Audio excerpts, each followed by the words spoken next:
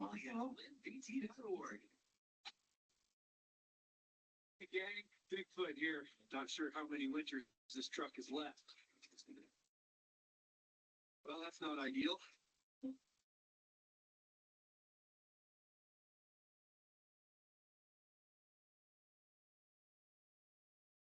Well, how are you surfing there?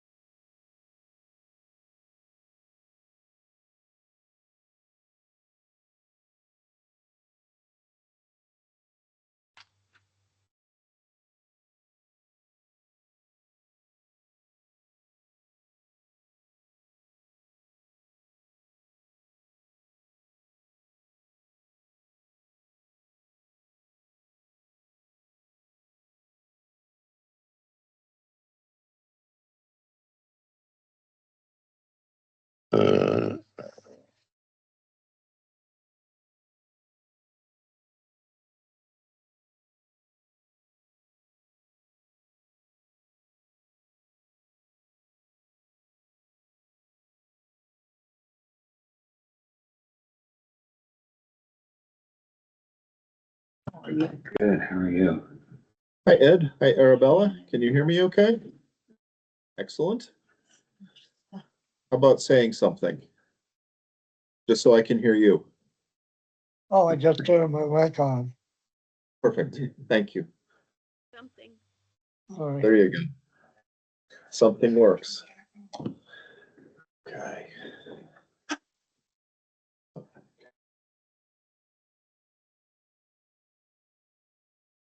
I drove down at 3:30 and set.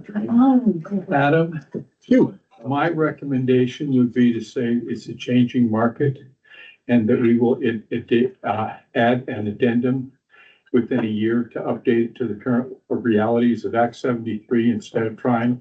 I was just listening to Patrick Lehman. There's some very good things that he said to the state board, but we've got to see how they, the Senate Right. there, I don't think you can. Okay, well, let's Correct. have that discussion with everybody, because I did appreciate your comments on the school section, and I think what you just said is probably a good way to go. So.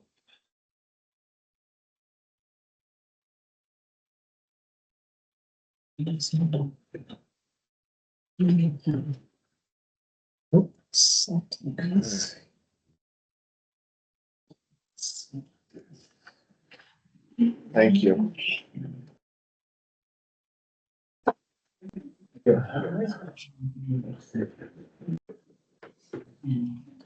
have to get some more chairs. Okay. That's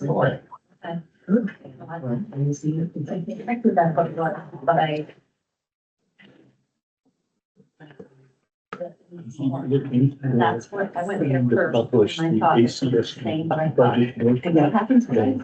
Yes. Really nice meeting, but we haven't seen the forecast for next year's on until the budget book comes out.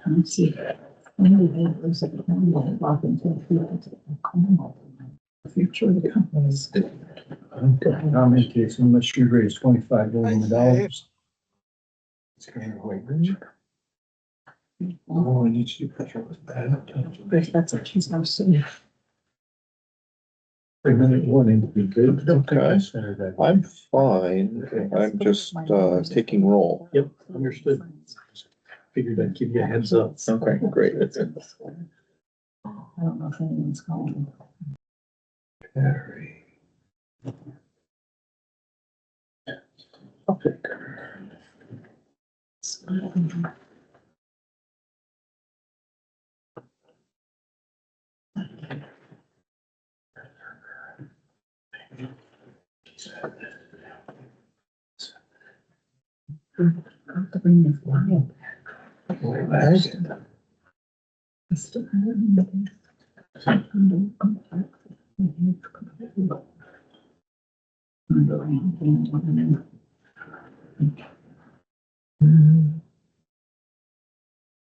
Oh. Oh. Almost 10 minutes. Okay.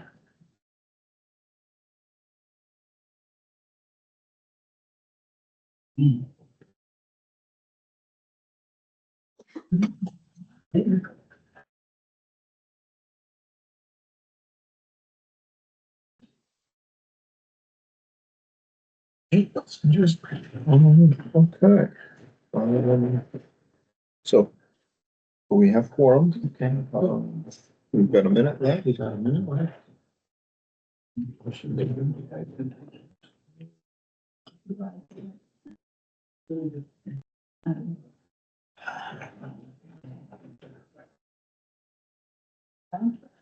Hello, everyone. Hello, Herb. Yeah, how you doing? Good. Yeah, jumped right in. We can't see us because we're off camera. Oh, no, way up there at the top. Oh, and that Wider skinny, circle, yeah. and that slice up picture, right? Yeah. Yeah. It's leave the breather. I'll tell you. Okay, much of this- 7 now. If you want to hit the record button. How much of this Yep. thing did you read? This time, not a bit. I spent so many hours reading this thing and I haven't made a dent. Okay, it's already recording. Good to go. Something so- Okay, it being 7 PM, I will call the annual, or not the annual, the regular meeting of the Addison County Regional Planning Commission to order. The first item on the agenda is, staff is going to go through the plan. So once we admit some more people, we'll turn things over to you, Adam. Great. And everybody's joining all at once. Sure. That's good. Yeah. Okay. Paint's background. Yeah. Okay, great. Good. Yeah, thank you all for being here. Thank you all for participating. This is a big night for us as staff. We've worked hard putting this whole plan together for you all over the last probably 6 months at least now. You've seen a lot of these chapters before. We've incorporated a lot of your comments in them. You haven't seen the whole plan as one. I should have some copies out on the front table of specific sections of the plan. You all got and basically were able to access it on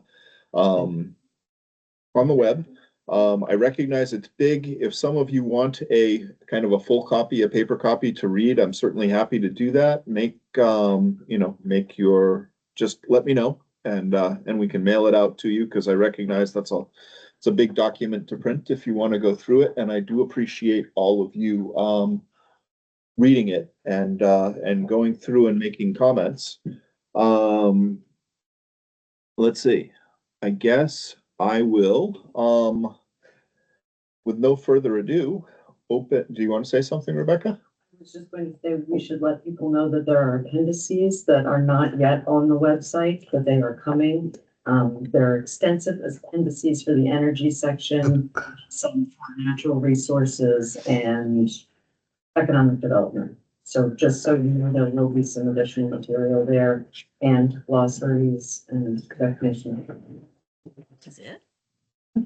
Okay, great. Thank you. Could I say something before you start into the meat of this thing? I am so impressed with this. It's so professional, so complete. On so many levels, it hits, illustrations, concepts, reasons why. It's just amazing. Thank you, Anna. That's a great place to start. Yeah, we really appreciate that. Thank you. And I guess with that start or lead in, I'd open the floor to questions, comments, concerns. If I don't hear anybody jumping in, I may go right to you, Hugh, and have you share a couple of the thoughts that you gave about the kind of the school section and what's going on with the school system. Okay. Go for it. Okay. It's currently written, it was built on what the last plan had. Emphasized that we were growing in the 1990s. Since then, we haven't. It uses 3-year-old data. In late November, the state finally got around to telling us for the fiscal year 2024 and the fiscal year 2025, it published enrollment figures by grade, by school in Addison County and the rest of the state. Those are down. I have data for the 3 major ones that Wendy, Baker, I think it is, shared with the ACSD, that includes 2026, which ends in, June 30th, and for which reporting of the second semester numbers is due later this month, okay? And we are continuing to decline. The current one shows that for certain towns, there was an increase in the elementary schools, and that's not happened. The one place there's an increase is in Virgins now has a middle school rather than in 2004, and they have added the 5th grade. If there is a change as a result of Act 73, I fully expect the 6th grade in the Mount Abraham schools to be moved to a middle school.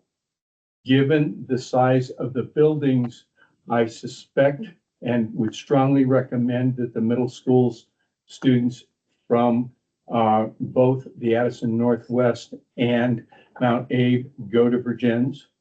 I have taught at Virgins, and I have friends who have taught at Mount Abe, and they tell me that the mixing on the same floor of middle school and high school kids is not a desirable thing.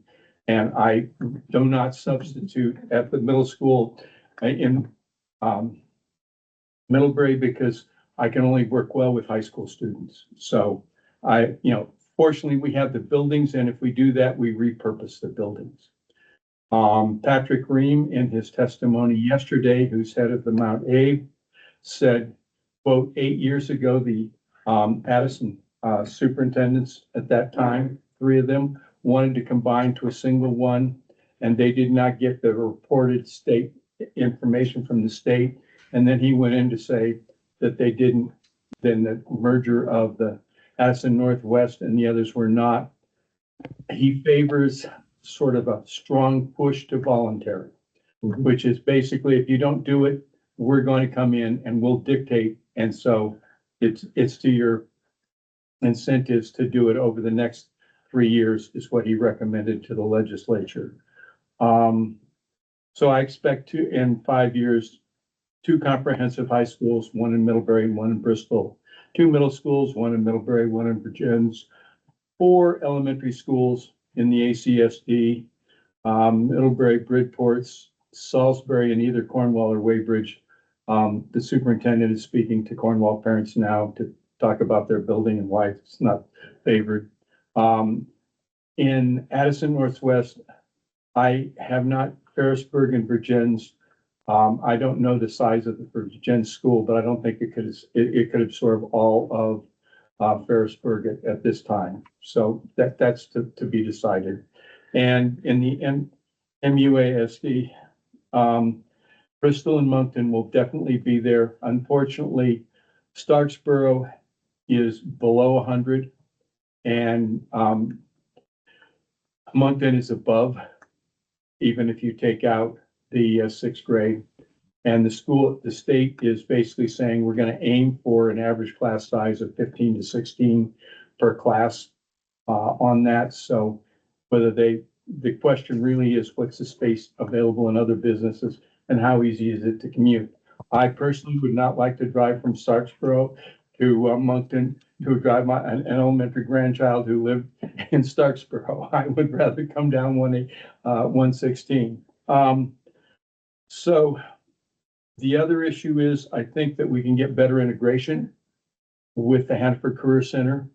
There are 3 schools that do it, and currently roughly around 30% of the students in the 3 major high schools now take a course yearly at the Hanford Career Center there.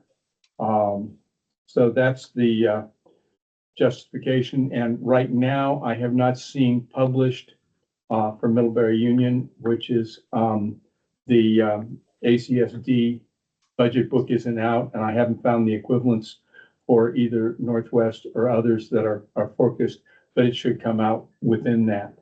Given that the data that was written and the data that was used is different than what came out with the state numbers in November. And if you want to see what Wendy showed for the other, I have that. But the key is we need schools that are more than 100 students, because the state is not likely to fund building developments for that. In fact, I've heard double that number regularly bantered around. I don't see how they can make that stick. I'll leave it at that. So sorry for not having better numbers for things like that. So thank you. You sent these comments this afternoon, and so that's why I asked him to share them with you. We tried to finish our drafts by November 1st. So the data was not available. The data was not available, but we can certainly update the data to include 24 and 25 now that it's available. You know, all your projections are really interesting. But you know this better than me and my staff, honestly. We, the Regional Planning Commission, haven't done a lot of school supervisory union planning. We've stayed with municipalities and kind of stayed out of the school district. So what you said to me as you walked in the room just a little bit ago, that we should probably note the trends and note that things will be changing, and note a little bit about Act 73, but not go into your full, this is what we think is going to happen. Well, no, and you know, you have to see what the state legislature does. And I don't see the governor and the Secretary of Education and the legislature speaking with the same voice. The nice thing I've seen is that we have 3 very talented superintendents who are approaching it from the interests of the students and equity. And that is the key thing that Patrick Green said. I can give you 2 out of 3. I can give you a budget on one and either equity or larger increases of scale, but getting all 3, I don't see possible. And that is the real issue right there. So sorry on that. Oh, thank you. Larger increases of scale, Bigger school sizes. just, oh, I see, okay. So what I'm saying is minimum class sizes of 15, minimum building size for any new buildings that are going to be done. The state would like it to see it at about 230. I think that they're going to have to bring that down. I'll leave it at that. Okay. Herb, you've been dying up there on the screen. Yeah, I'm dying here. So, you know, I totally respect, you know, that viewpoint. I really do. I think the folks, and, you know, you just heard it articulated that, you know, some of these smaller schools, geez, they can't provide a good education to our kids. And they're way cost, you know, the way that they're not cost. There's a different perspective. You know, Superintendent Green expressed his opinion, and he wants things to go a certain way. I will tell you that communities out there are very, very opposed to that. But I also think that we're talking about a regional plan here.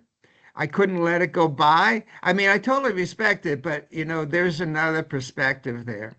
But I think the main goal here is to get a regional plan draft to the Land Use Review Board. And I have some things to say about that too. I don't know if you want those comments now, Adam, or later.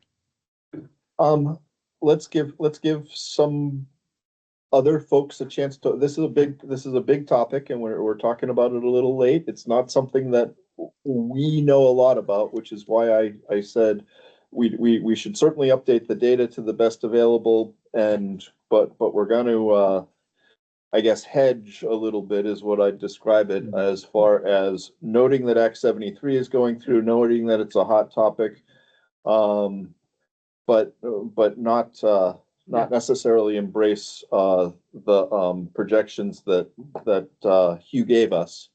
So Yeah, I don't. so Adam, I don't, I'll be a little more clear. I don't think we should include anything in our regional plan that touches on the pros and cons of any particular education transformation plan. Okay. I have a question, just one thing I'm unclear about, because the opposite crisis has also existed in not too distant memory where schools haven't been large enough. And I don't know what length of time these plans are supposed to sort of view into the future, but what about flexibility in case things change even radically in nearer term than we expect? Fair question. This plan is an 8-year plan. I don't expect you'll see demographics shift that radically within 8 years. It takes kids a little time to grow up so that they can go to school. So we don't know what's coming, but we know how many 0 to 1 year olds there are, et cetera. So we know probably the next 5-6 years. So your point about having adequate infrastructure for the future is important as well. I think I appreciate Herb's comments. I appreciate Hugh's comments. And we're going to try and, like I said, I think take them and hedge our bets a little bit and acknowledge that I think we clearly stated that there is declining enrollment, because it's true. I think we basically acknowledge that some schools have closed already, because they have. And that it's going to be it's an important and continued debate in the state of Vermont, and the legislature is tackling it right now, and that may be as far as we go.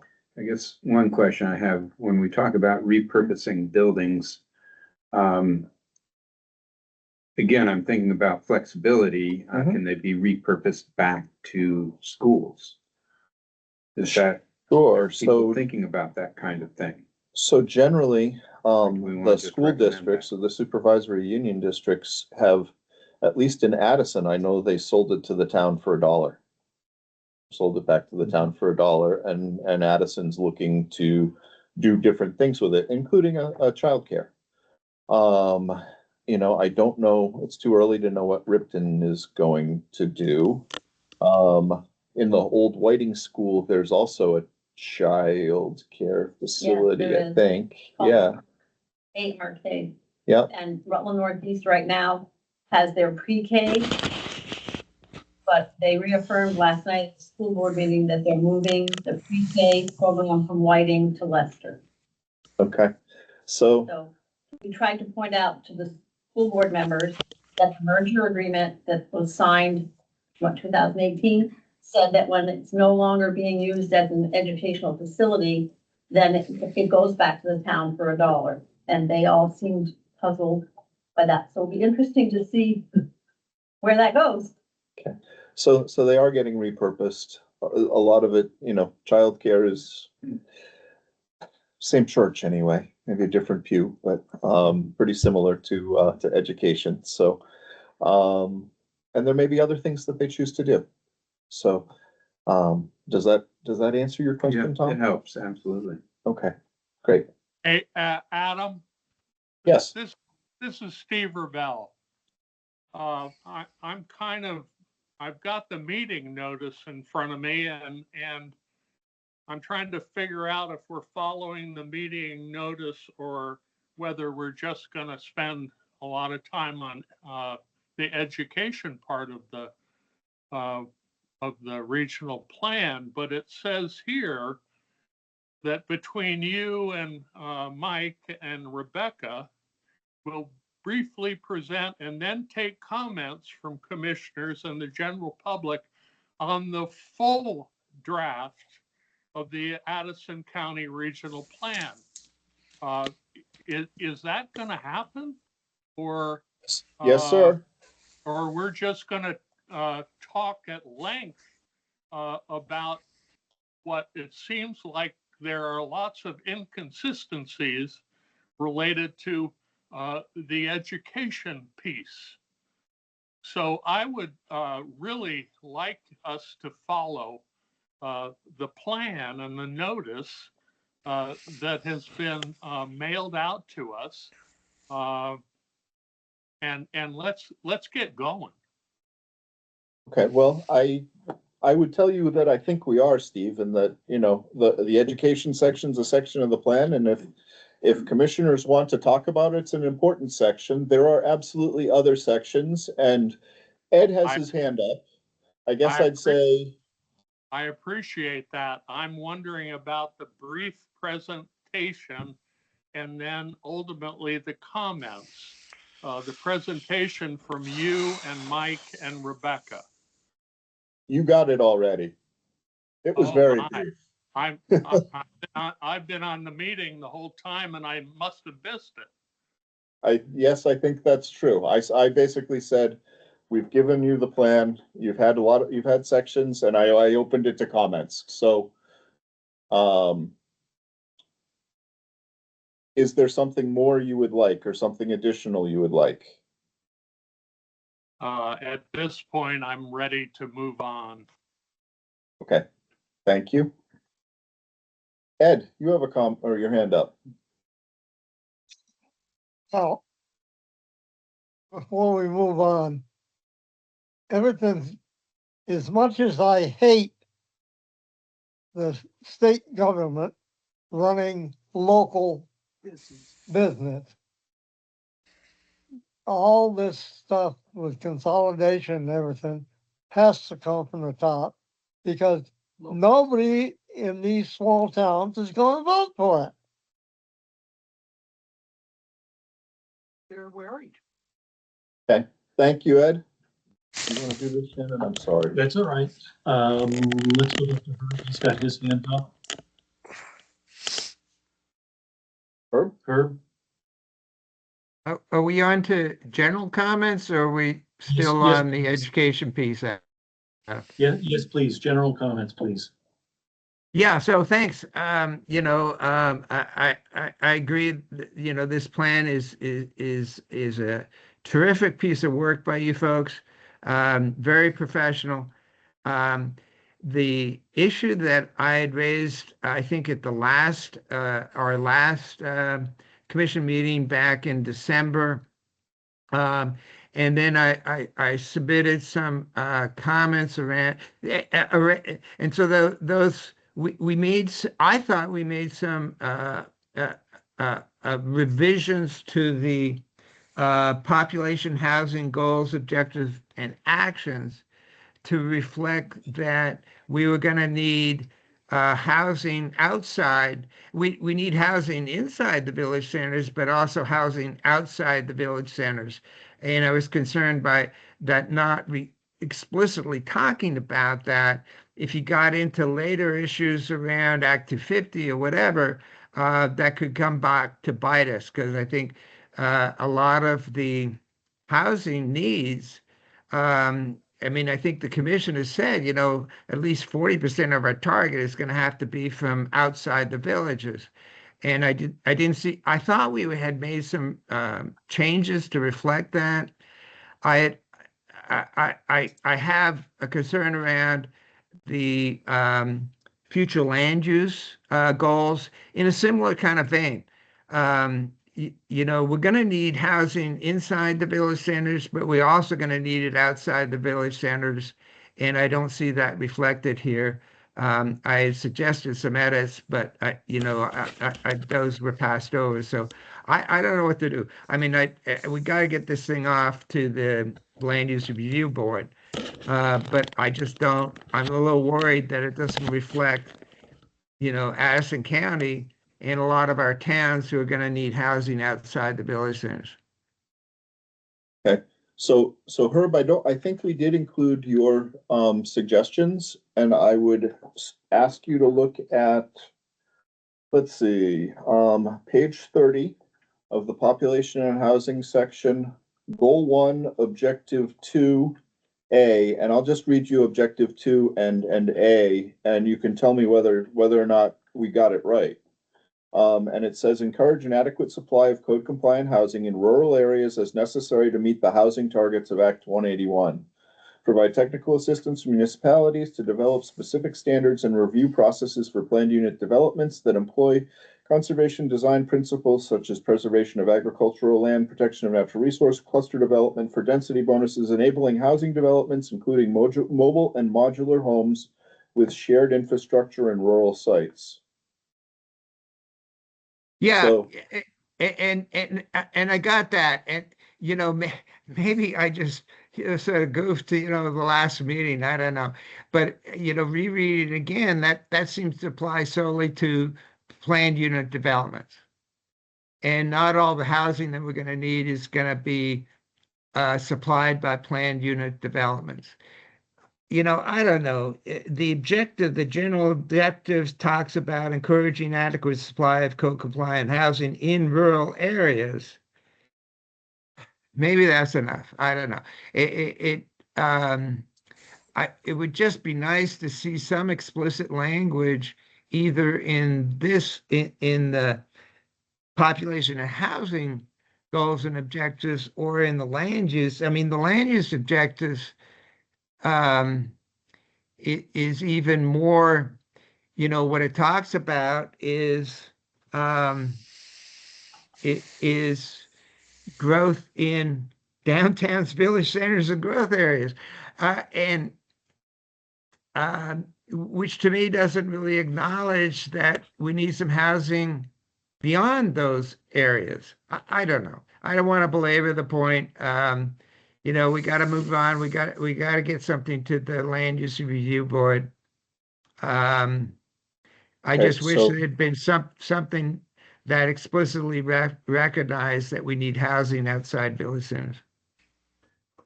okay, so Herb, I hear you. I can add something like, with the commission's permission, I could add something like that to the future land use area. I tell you, the text of the rural general area states, and this is page 12 of the future land use section. Right. Let's see. And it's talking about rural general area. A significant portion of the land in Addison County is rural general. The area consists largely of residential housing, often along road networks, or generally larger, residential lots that are too small for significant commercial, agricultural, forest activity.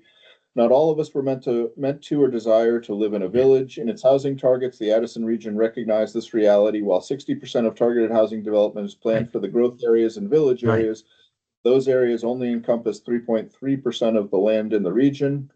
The rural general area encompasses 4.5% of the region's land, and by default will accommodate a significant portion of the remaining 40% of the region's proposed housing growth. Yeah, and that's great stuff, Adam. And I think it's absolutely great as data.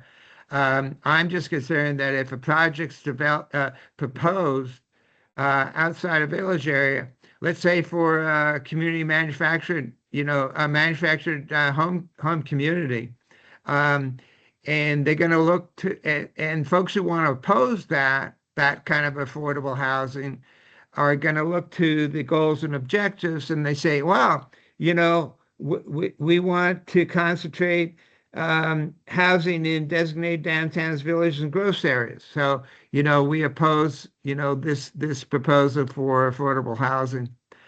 Um, I mean, Yeah, I would point them to Right, exactly. Yes. the language in the population and housing in that particular example and say, no, look, we, um, how does everybody else feel about it? Herb's raised a concern. How do you want us to? yeah, I'll shut up. I think we have defensible language within the text that kind of counters some of Herb's concerns. Thank you, Shannon. I agree with that. I also agree. In Starkborough, you know, we have zoning that covers low density residential, and it's virtually unchanged by anything in this plan. And there's no way that if somebody proposes development, single house or through a PUD, which I assume the modular housing that Herb is talking about would be in a PUD because it's a development. But if it wants to be through regular, you know, 5-acre zoning, it could be done that way too. Thank you. Okay. Jeannie's up next. Hello. This may be too late, but I want to throw it in, and it's in regard to homelessness. We are going to continue to see an increase in the population of people who are homeless, many of them with very severe high housing barriers. There's a bill beginning in the legislature, a very substantive bill, H594, which comes on the heels of a bill last year, which I bet there was a lot of controversy. And I really would like to see, if possible, encouragement in the housing section for a relaxation of zoning for alternative types of housing. We need recovery housing. We need transitional housing. We need more shelter space. And as a human services provider and a former housing developer, I know that it is extremely difficult to find sites and get zoning approval to build these types of housing. But if we don't build these types of housing, we are going to see more people on our streets, in our downtowns, in great distress, and we need to serve them. And right now, it's really, really difficult to do so. So if we could just encourage municipalities to allow some additional consideration in their zoning regulations to allow these different types of housing, it would be really, really helpful. Do we have anything that talks about inclusionary zoning? Pardon? I was just asking Adam if there's any language, because I don't remember seeing it, but encouraging inclusionary zoning. I'm looking in our population and housing section, goals, objectives right now. I know we talk about some of the programs for basically low income and homeless populations. I'm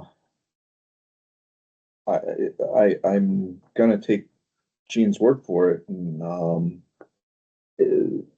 assume that if she didn't see it, it's probably not in here specifically. It's what makes sense. Just to afford to promote development. Model rental codes, municipalities can adopt and act to promote safe and healthy living conditions. I'm also concerned with our current administration. We just learned today that there are going to be significant grant cuts to the Substance Abuse and Mental Health Services Administration. So a lot of assistance to people with very high housing barriers is going to go away. And so for the next several years at least, we're going to see a lot more people not being served, not being supported, and out on our streets. And I would love to see us be a little bit proactive on that. Okay. Thank you. I'd be interested in comments from the rest of the commission regarding this issue. we have the ability to put in either a new goal or basically objectives and actions to support that, as Jean suggests. How do you all feel about that? Poorly. So I would like to address that obliquely within the context of another issue that I see, which is that in the very first section, I've forgotten what it's called, the introductory chapter. Yep. It seems to me that there ought to be an explanation of the things that the Regional Planning Commission and the municipalities are in control of and the things that they are not in control of. One of the things, well, there are two things in particular, three now that Jean mentioned. So federal funding cuts, meaning state funding cuts as well, is one thing we're not in control of. A second is we're not in control of the people who choose to migrate into this community and the age that they are, whether they have children or grandchildren with them who will fill slots in the schools. And we're not in control of people's choices about how many children to have. So in terms of our population changes, the shifts in our population, which it seems to me has a huge impact on almost all of these areas, except natural resources. It's a good idea to say what wiggle room the towns have. Now, I mean, I've worked in the intersection of homelessness and housing for my entire career, and there is no population that's more difficult to find an agreement to house than people experiencing homelessness who, after they became homeless, developed substance use disorder and mental health problems, usually not before. And if we're going to put something in our regional plan, I think what we really need to look at is whether we can ask the towns, with the help of the Regional Planning Commission, to do assessments. I mean, damn it, the federal government only does the census every 10 years. And the community survey, or whatever they call it, in the other years is such a small sample that you can't really depend on it, really. And I know that you all did a housing needs survey, and I didn't have enough time to go to the notes and see when the data in the housing and population section was as a result of the census material or the housing needs survey that Katie sent out, y'all sent out. But maybe incorporate into the survey. I mean, there is nothing. I mean, we did a survey in Cornwall 2 years ago and asked people about their housing needs. And when you do that, it is a little bit more in your control to say, the people in our town think we need this or this or this or this, because you have asked them to respond and you have counted noses of whatever the responses were and the type of housing and who needs the housing. So I think that it's really a good idea to pay a lot more attention to what the towns can control and what they can do proactively to meet the needs of the different subpopulations that they have. And not only the subpopulations they have, but the subpopulations that are out migrating because they can't stay here because of money.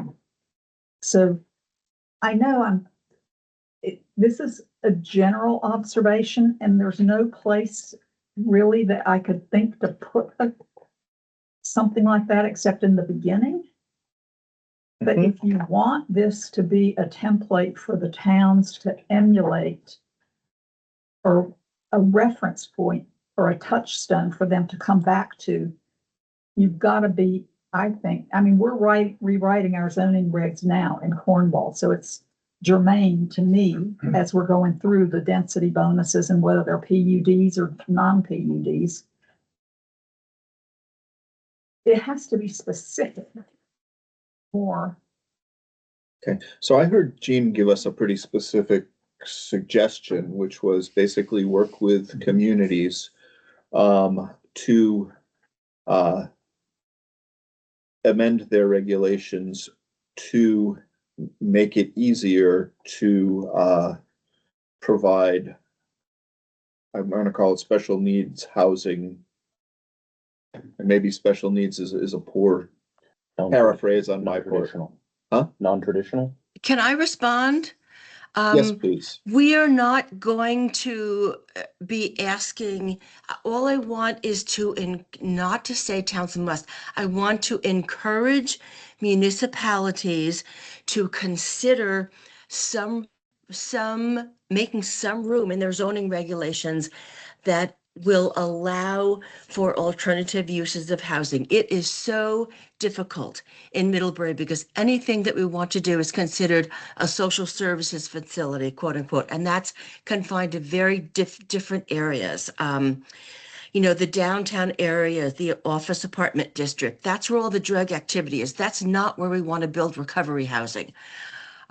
We're not going to ask municipalities to allow housing unless we need it. And we're not going to accomplish that by waiting until we can take surveys of how many people are here in the community, under the bridge in Middlebury, out on the trails, that have these different needs. That's not going to happen. But your services providers will come together and say, we think that we need to propose this type of housing. And if we can just encourage municipalities to be a little bit more welcoming and not just, corral it into one space that isn't going to work.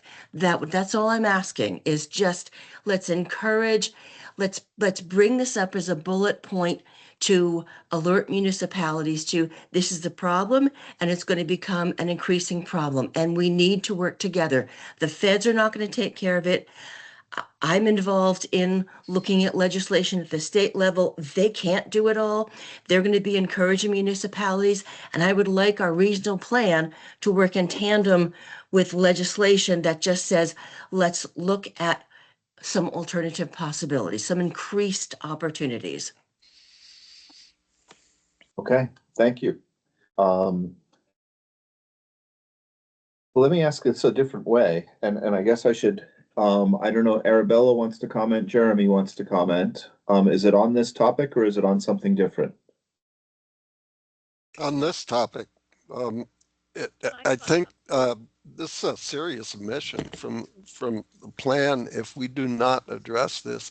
I've heard it said, I don't know how reliable the statistic is, but that Vermont has the second highest homeless rate in the country per capita.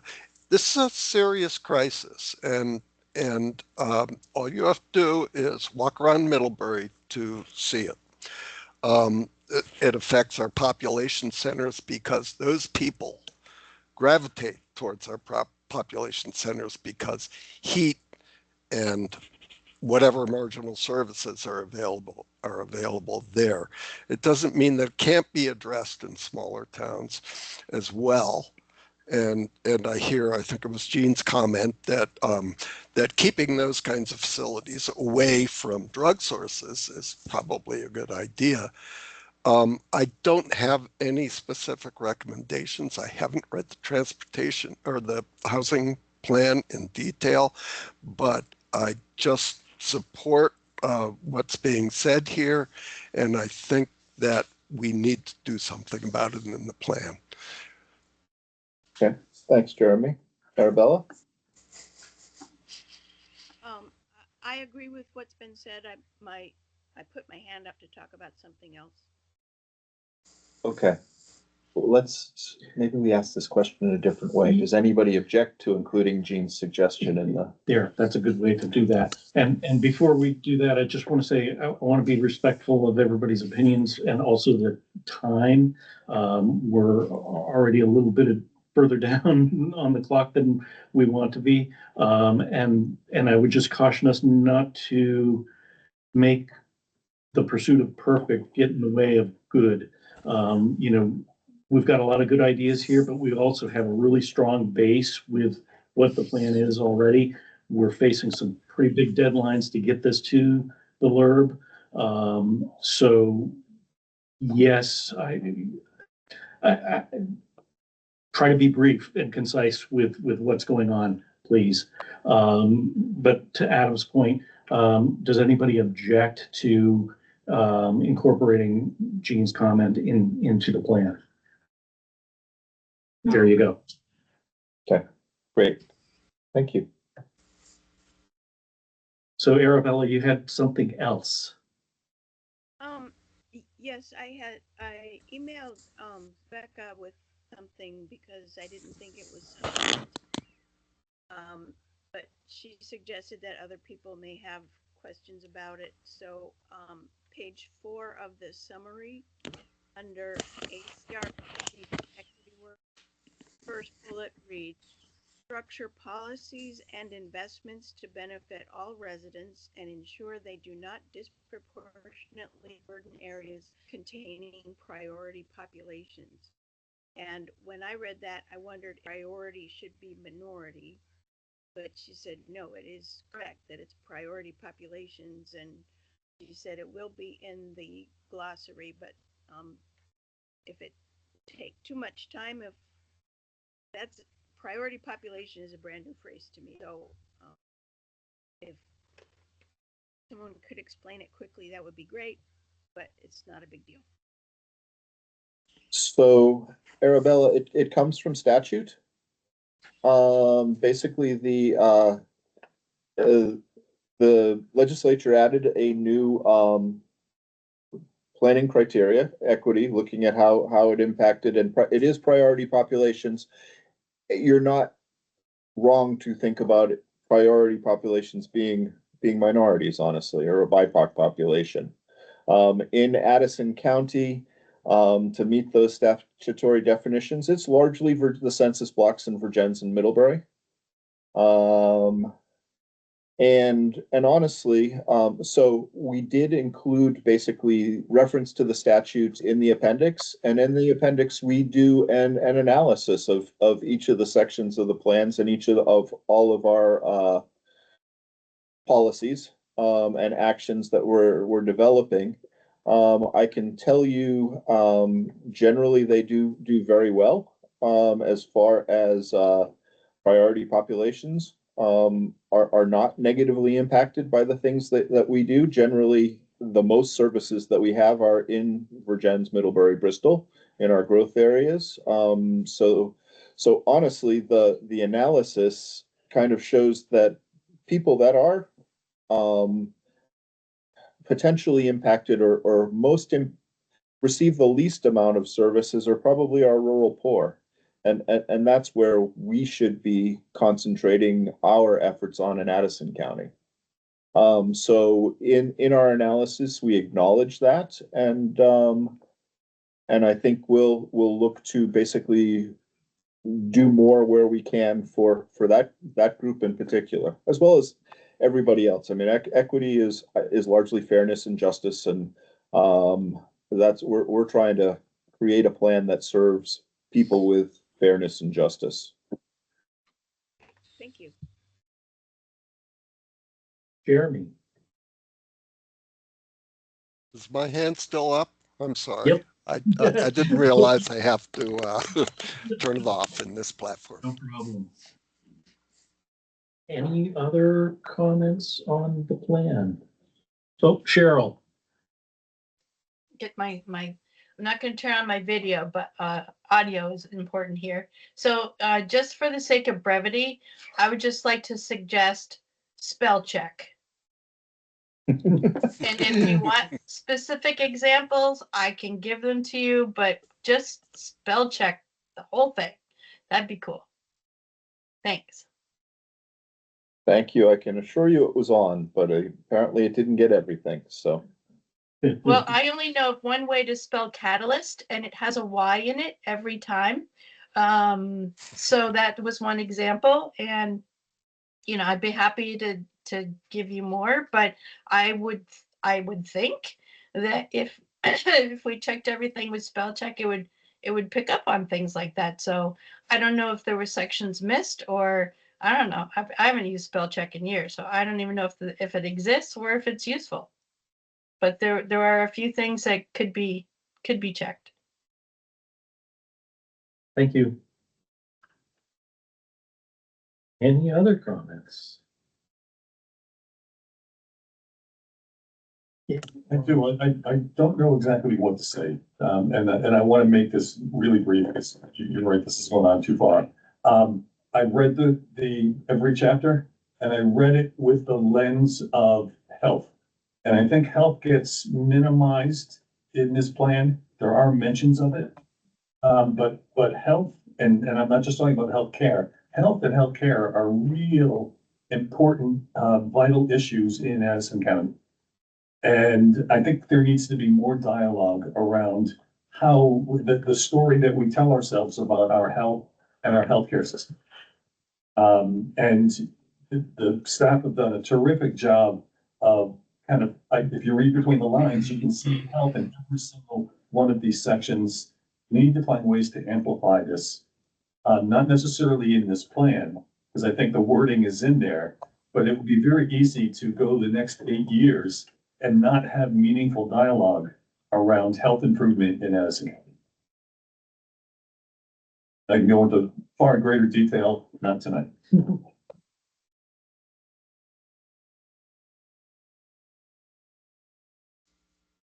Do you want a motion and a vote? If we're there, yes, I would. Our plan is to basically submit this draft to the Land Use Review Board as a draft. We'll clean up our spell checks, but probably within a week or so, incorporate the comments that you made here tonight, and then provide it to the Land Use Review Board for their comments. When we provide it to the Land Use Review Board, we will also be providing it to state agencies. So the Public Service Department will look at it for the energy section. The Agency of Commerce will look at it. The Agency of Natural Resources will look at it. They all have 60 days to make comments. They will get their comments back to us. We will do our best to address those comments, bring it back to you. We have 2 more public hearings, so this is a draft for a long time. It is a draft until June, so this isn't the end of our discussion. You've raised some good points here tonight. If there are things that you want to keep pushing, we will have 2 more public hearings. Want stuff at the first public hearing as opposed to the second one, because if I get it at the second one and you all want to change it, we need a third. Let's see. So, assuming those public hearings go well, I would bring it back, a final plan to you all in June or July, just depending a little bit on how the timing works out with warnings and comments and such. After you all approve it, I would send it back to, presuming you all approve it, I would send it back to the LURB for their final approval. So they'll make comments, we'll address their comments. Assuming we do that adequately, they should approve it. So that's kind of our long-term timeline for this. Let's see. But yes, I would like your approval to send it to the LURB if you are so inclined. Make that motion. Thank you, Ron. Is there a second? Second. Barbie, second. Any discussion? Hearing none. All in favor, please indicate by saying aye or giving a hand up. Thumbs up. Aye. Aye. Aye. Any opposed? Aye. And any abstentions? I'm gonna abstain. Thank you, Herb. And it carries. You are free to move on. The good news is that really was the kind of the meat and potatoes of our meeting tonight. We do not have a lot of other things on the agenda. We've got some housekeeping things. I think the only committees that may have met may have been, energy and tax, so I expect we can go through that. Tax didn't meet. Okay, so yeah, energy. We'll go quick. And we can go quick. energy, ironically, energy did not meet either. Okay. It might be very quick. So it were the minutes to the full commission meeting of December 10th. I would entertain a motion to approve those minutes as presented. Motion to approve, Steve Rebel. Thank you, Steve. Is there a second? Second, Arabella. Thank you, Arabella. Any discussion? A very minor point. My name is spelled with an H in it, J-O-H. Okay. Good night. So noted. I apologize. No. Any other discussion? All in favor of approving, please indicate by saying aye or giving a thumbs up. Aye. Any opposed? Any abstention? I'm abstaining because I was in Arizona. Okay, and Jeremy is Jeremy's abstaining?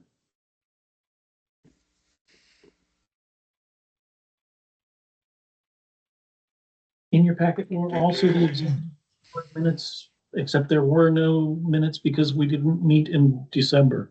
So that there's nothing there. Treasurer's report. Do you have anything you want to talk about? I do. Let's see. I'm gonna give you, bank balances, and I'm gonna give you, basically receivables again. I'm hoping we're getting down to, a time where I shall soon have a full report for you. We're making a lot of progress on the work we do. Let's see. But let's see. I'm gonna just pull it up on screen, I think. It'll be easier to share it with you and then explain it that way. So.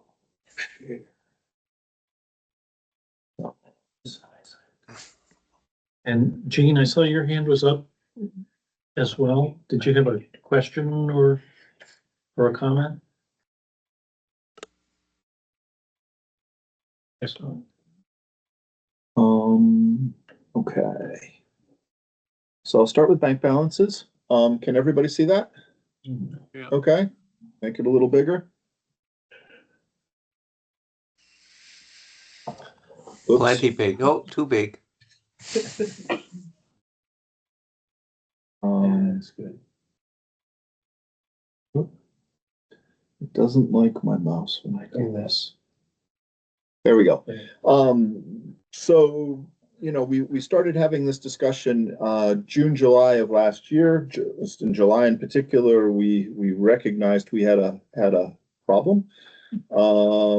We have been working hard since then to build our bank balances. They're back up around $200,000. They've been there for the last 3 months. We're down a little bit, but I would call that a timing issue, largely because if I go to our accounts receivable summary, here, it basically shows we still have we've billed $460 some odd thousand over the last 6 months or so. This is since June, and we have still $390,000 on the books left to collect. So you know, a fair amount of money to come in relatively soon, which is always a good thing. So let's see, we have also we talked a little bit about this last meeting, but after working with the executive board, we decided we would rehire Vance DeButer, who had been our longtime auditor. We had recently replaced him. We are going to go back to him. Vance basically is under retainer. We are giving him a bunch of information as of right now. hope to get him all the information he needs by January. He gets into tax season because we're a little behind the our deadline. Usually we like to get this stuff to him much earlier. So it may be a little bit before he can produce things, but we should have a full audit to you, we hope, March, April timeframe. When we have that full audit, that'll put us in a place where we're very close to also having basically a full treasurer's report for you. So thank you for bearing with us. We've been trending in the right direction. We've been working hard to catch up with this stuff. Rebecca, is there anything you want to say?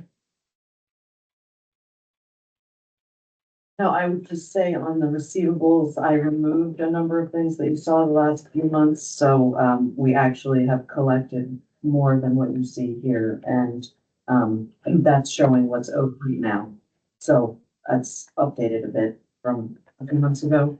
And we've made great improvements in IT. We've now completely moved into the Microsoft world. Everyone is on the same type of computers. That's been helpful with getting this project. Great, thank you. Okay, moving on, committee reports. As we said, I don't think anybody met in December, so that's easy. Joint partners, delegate, staff recognition. So I've seen Alex coming in and out, and I'm going to stop sharing so I can see all of you again. Let me stop sharing. So, Alex, are you back or not? I am, yes. Okay, great. Anything you want to say under the joint partners report? No, as folks are aware, we did complete the REDS, which accounts for the updated economy or economic development chapter of the plan. And just want to echo the kudos to Adam and his team. It was a pleasure working with them. It was a pretty intensive process for our organization, and we only had to do one chapter. Adam and his team has had to do, is it 7 chapters total? So again, just really impressed by the level of work that they've put into this.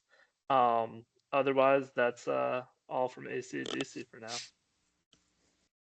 Great, thank you, Alex, and thank you for your help on that project. And really, my comments on staff and to all of you on commissioners is recognizing all the committees that that helped us put together, recognizing the staff members that worked hard on each section, and we really, I'm really confident we produced a good product for you, and we'll keep on working to make it better and reflect the community's needs.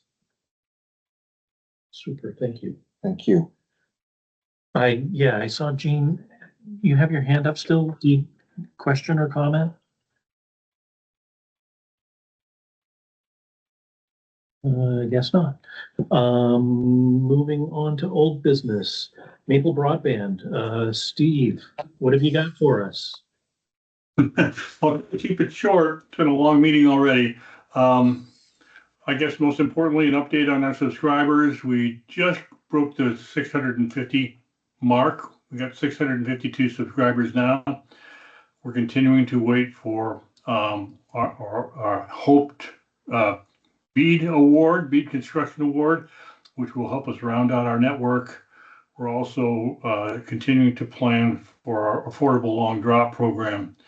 And that program, real quickly, is related to the fact that we've got in queue for orders from our community.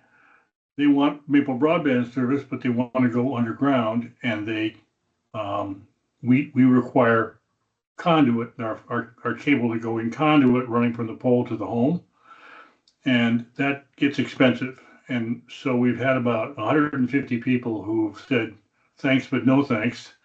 And so that list we're going to reach out to, and we're in possession of about a $1 million grant, for previous ARPA grant, that we'll be able to use to engage contractors to put in conduit to any subscribers that are still interested. So that will not only increase on our subscribers, but it will also help with inclusion and also help with people living in the community that are, don't have the money, they can't afford to, to pay for new conduit. And then part of that will be an outreach because we now have a program we're just beginning to implement to reduce subscription fees for people that are below the, I'm not gonna give you the threshold because I'm gonna do it wrong. There's a threshold upon which, below which they will receive an offset of $30 for their bill. So that will also kind of help expand our subscribers and be more inclusive. That's about it. Super. Any questions or comments for Steve? Thank you, Steve. Did you want to talk about the audit more? I don't. I think I covered it in the treasurer's report unless anybody has any questions. I was just going to say that, speaking on behalf of the executive board, we're excited to have Vance back and to be able to have the ability to do the fund audit as opposed to just the general audit. So we're looking forward to seeing what comes of that. Thank you for getting that going. Any other old business? Any new business? Any member concerns or information that anybody wants to share? Hearing none. It being 8:04, by unanimous consent, I will adjourn our meeting. Thank you, everybody. Thank you for being here. Enjoy the rest of the night. Thanks. Bye, everyone. Great. Thank you all.